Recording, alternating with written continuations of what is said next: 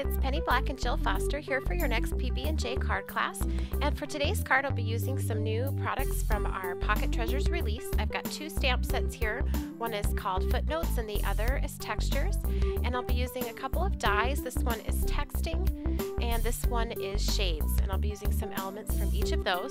I'm also incorporating some other creative dies. I'm using Feathers and Frames.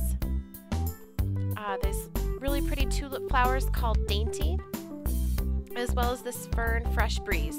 So what I did is, before I created my card, I cut a whole bunch of different die cuts and tried to work out how I could make them all fit together. And this is the card that I created using all of these different pieces.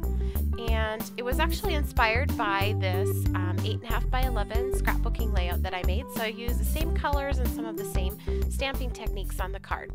So like I said, I went ahead and pre-cut everything in white, sort of played around with the construction and the look that I wanted, and now I'll go in and add all my color and stamping, which is how I create a lot of cards. That's kind of one way I like to start.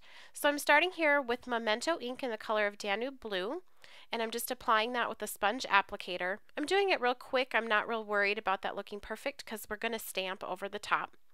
So this is that new Tea for Transparent set called Textures, and I find I'm really loving doing this in a tone-on-tone look. So I am now using the same color of ink, but this time in the Memento Luxe ink, and I am stamping that right over the top to create my background. And this set, I bet, is one that I'm going to be reaching for all the time, just like this, to add that subtle texture in the background. It can go on die cuts or here like I'm doing on the background. I started at the bottom and then I'm working my way up. I just find this is the easiest way for me to line this up. But because the stamp is meant to have a distressed look, it is really forgiving when you're stamping and lining it up. You really don't have to worry about getting it too perfect. And I'll just get this little bit on the top here.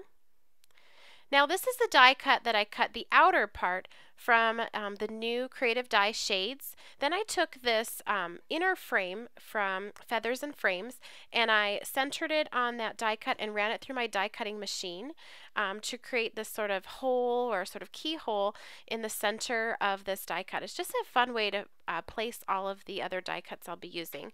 I covered that with Pale Ochre Archival ink, and now I'm going to do that same thing, that tone-on-tone stamping. So I got my light color down, and now I'll use Memento Peanut Brittle ink to stamp my background. This is another one of those great new backgrounds from the Tea for Transparent set. This set is called Footnotes. And so I'm just adding this text on the background of this piece. And to do this, really, you just need to pick any two of your favorite colors of inks that are the same color range, and then you just do the lighter on the bottom and the darker on the top. Now here I'm taking this Creative Die Dainty. I'm coloring the bottom with a Shinhan Art Touch Twin marker just to get the stems. And then I'm going to take my Memento Luxe ink, and this is in the color of Rosebud. And I'm just using a sponge applicator tool and ink blusher to add that ink on the top of those flowers. Now I could have also colored this with my marker, but I wanted to kind of use the same colors I used on my layout, and I had used this ink color and really liked it. And I'm doing the same here with this Creative Die Love. This is part of the set called Texting from the Pocket Treasures release. And I just love the little font on this.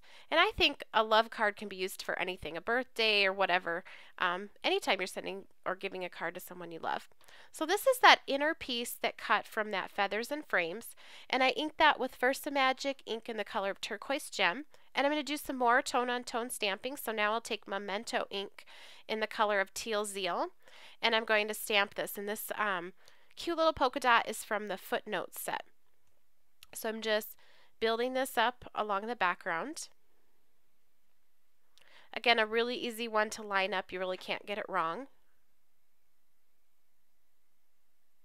And we'll just get that all the way up to the top. So now I'm ready to assemble this card. So I've got the white note card, and I'm going to add that background, and I'm putting this on using pop dots.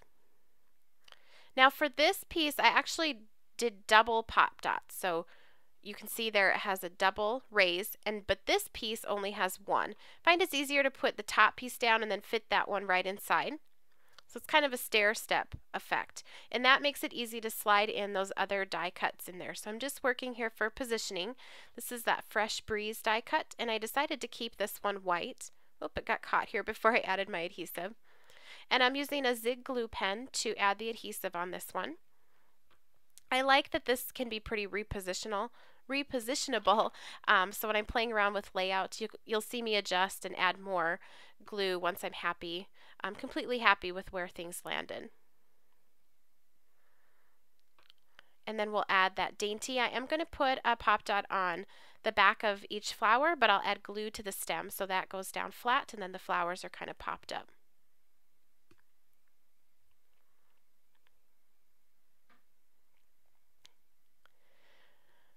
And I really love this idea of using this background, that the yellow piece, the shades, and cutting out the middle. And you could do so many different things. You could have a little critter popping out of there. You could add so many different things with this layout and these different creative dies.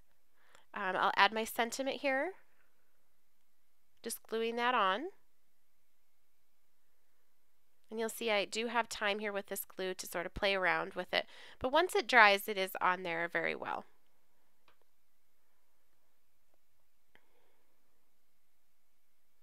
And then lastly, I'm taking some pearls, and I colored these with a Shinhan Art alcohol ink marker so that they matched that turquoise gem color in the background. And I'm trying to decide where I want them. So I decided to put them kind of down here in the O of the word love.